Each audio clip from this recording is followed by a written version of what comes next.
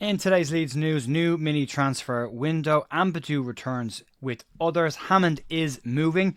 New academy partnership. Ramazani transfer update. Former Leeds youth announces retirement. And Ombang moves on loan.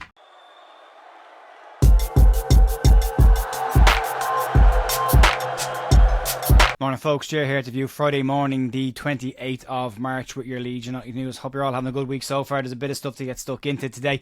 Just a really quick update. There will be a watch along over on bigup.com tomorrow for the game against Swansea, and the warm out video should be up by 8 a.m. tomorrow morning if you want to get your data stats pack before the game kicks off. But today we've got a bit of news to get stuck in, and we'll start straight away, and we'll go in with a new mini transfer window that has been created to help the Club World Cup teams. FIFA will operate a new limited summer transfer window to help clubs that will be participating in this year's Club World Cup. On the 1st of June, the transfer window will open for 10 days before shutting again for a short period of time and then reopening again. The window is designed to allow clubs that are competing in this summer's Football Club World Cup to bring in some additional players and bolster their squads ahead of the new, larger, more formalised Club World Cup tournament. A statement from the Premier League on this transfer window and the overall transfer window reads as follows. Premier League clubs have today agreed the dates for the summer 2025 transfer window. The window will open early between Sunday the 1st of June and Tuesday the 10th of June due to an exceptional registration period related to the FIFA Club World Cup. It will then reopen on Monday the 16th of June and close on Monday the 1st of September. This removes the question mark around whether the window would close 2 weeks earlier than last year that allowed the window to close before the season kicks off, but it would put clubs in the UK at a disadvantage versus their European and Saudi Arabian counterparts, so that's off the table now.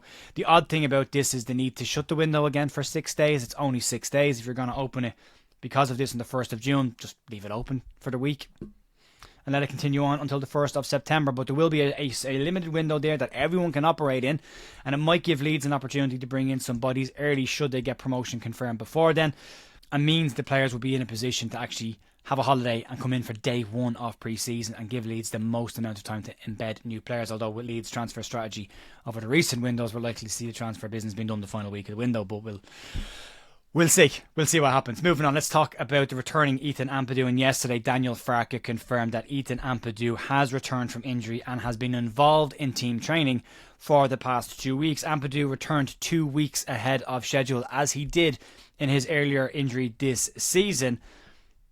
And Daniel Farke has shown at that point that he has no issues throwing Ethan Ampadu straight back into the team. Farke said earlier on this month that Ethan Ampadu wouldn't need many sessions before he could get back into full action, and that might be the case. He's very impressed with how fast his body recovers from these injuries, and did give credit to the Leeds United medical team of getting these players back ahead of schedule. Farke also confirmed that Patrick Bamford has been back in team training for the last week or so, although he is much further behind in terms of fitness due to the fact that he's been missing for most of this season, but could be involved at some point of the run-in. And Max Fober has also been back in team training this week, has a couple of sessions under his belt, and it could be a few weeks before he is back in contention as well, but it's starting to look better. Willie Gnonto has come back to the club and did a light session yesterday, but is being assessed and doing rehab work with the club. Farke says that it's touch and go for Swansea. It will be a late check, but that he should be fine and ready and available for the game against Luton. Moving on, let's talk about the Nick Hammond situation and a slight update on this one. Earlier this week, we gave you reports that Everton planned to offer Nick Hammond a similar role at Everton to the one that he has at Leeds. And again, just to point out for the confusion, Nick Hammond doesn't have a contract at Leeds the same way he didn't have a contract at Newcastle or Celtic. He's a freelance transfer consultant, and that's how he operates. But now this has been confirmed online and backed by BBC, who say that Hammond is set to move to Everton in a consultation role this summer. Leeds have already confirmed that Adam Underwood as well as Alex Davis have moved into more senior roles as part of the recruitment team reshuffle and will be filling the roles left by Hammond. Underwood and Davis have both progressed through the scouting and analytics route at Leeds United, so they do come up into this with a long history of what goes on at Leeds United, and should put them in a good stead to move into this summer's window. Whether Leeds bring in anyone else to help with this remains to be seen, but these people have been working with Hammond for the last year or so, and Greta Steinson is still involved in that role as well, although slightly more senior to everybody else. But yeah, interesting to see what happens with that one. Move on, let's talk about a new academy partnership, and Leeds United have signed a brand new academy partnership with the I2I Football Academy. A post on I2I's X account said that they are proud to announce that they have an exciting new partnership with Leeds United Academy, creating unparalleled opportunities for young footballers to develop and progress in the game. The I2I Football Academy is labelled as a full and part-time pro-level football training programme for ages of 5 years of age up to 21 years of age, and their goal is to help individuals to fulfil their potential.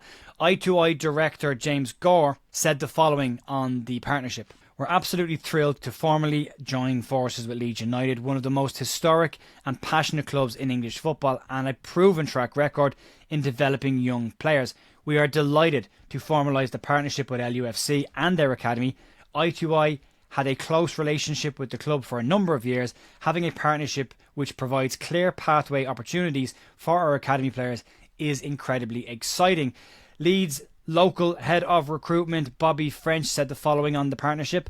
The partnership with I2I is something that has been ongoing for a while, but for us to officially put that all together into something that is really unique is huge for us. It's really exciting to see Leeds continue to develop the youth academy and the partnerships we saw earlier on this month about Leeds taking over one of the Swedish football academies after Chelsea moved away from that. So Leeds will have an opportunity this summer to have a look at a couple of players over there, and Leeds are starting to put the young academy net wider and wider, so great to see that one. Moving on, let's talk about the Largi Ramazani news from yesterday and an update that's come out today. Yesterday, reports in Spain claimed that Deportivo La Coruña were planning on replacing their in-demand attacker Yerime Hernandez with Largi Ramazani, or at the very least, Ramazani was on their shortlist of players. Today, Joe Donoghue in the YEP has an update and details as to why Ramazani won't be moving away from Leeds United this summer. Donoghue says that Ramazani is unlikely to go back to Spain despite the interest from Deportivo due to the financial constraints that will likely kick in here. Ramazani is on a decent wage at Leeds United and is likely to be in line for an increase in that salary if Leeds are promoted to the Premier League, which would likely then price Deportivo out of a purchase of the player. El Gol Digital named Ramazani yesterday as being on Deportivo's shortlist of players to come in if Yerime moves on. The report that Joe says does finish off by pointing out that promotion for Leeds would see a wage increase and that Ramazani would be priced out of any kind of a move to Deportivo. Also, the player himself at that point is very unlikely to want to go to a lower half league La Liga 2 side rather than be involved with a Premier League side at that point. And Leeds are also said to not be interested in selling the player at this point, and there are no suggestions that the 24-year-old is unsettled at the club. So good update from Joe Donoghue today. That kind of boxes that one off, at least for the short term. Someone said yesterday that Leeds shouldn't be selling Ramazani. Leeds can't do anything about the interest in their players, but they can shoot them down as quick as they can, and this report has come out very quickly after yesterday's reports around Ramazani, so it could be designed to just quell the nerves a little bit on that one. Moving on, a former Leeds United youth has unfortunately had to announce his retirement, and in some sad news today, a Leeds youth has announced his retirement from the game at the age of 21. Morton Spencer has unfortunately announced that due to a cardiac issue he has finished up playing in the professional game. Spencer spent 5 years at Thorpe Arch, where he played over 30 games for the Leeds United under-18s and then went on to play over 20 games for the Leeds United under-21s. Last summer, Spencer joined Derby County and played 6 times in the Premier League 2 for them this season.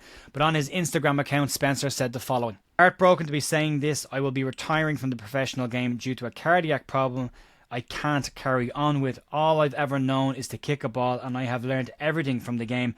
I am thankful and proud of what I have achieved. I will never forget the memories that I have and have created along the way, and some amazing journeys. Football is in my DNA, and I will continue to support everyone who has helped me along the way." It's sad to see a young player have to retire at that age. He's not the first player this year that's had to retire with cardiac issues at a very young age. But what you would say is if it is in his DNA and he is focused on continuing his career, you would hope to see Spencer go in as a very young coach but get his coaching badges and start that journey, and maybe have plenty of time to come up through the ranks in the coaching scene in the UK as well. We might see him on the dugout sometime in the future, but best of luck to Morton Spencer in whatever he does after retirement, and sorry to hear that had to happen. Moving on to the final story of today, and this relates to another Leeds United youth, and it's Daryl Ombang. The Leeds United under-21 goalkeeper Daryl Ombang has joined National League side Hartlepool United Football Club until the end of the season. Ombang's current contract at Leeds United runs until the summer of 2026, and this gives him an opportunity to get some senior football, as Leeds have done several times this year with the likes of Luca Thomas and Cian Coleman. Leeds have plenty of backup options in the underage goalkeeping ranks, Rory Mahady being the most exciting one of them at an under-21 level. Young Robbie Cook coming in from Perth Glory earlier in the summer as well.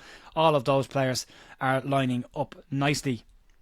So we wish Daryl all the best on his loan and hope it goes well for him, and we'll see him back at Ellen Road likely in the summer.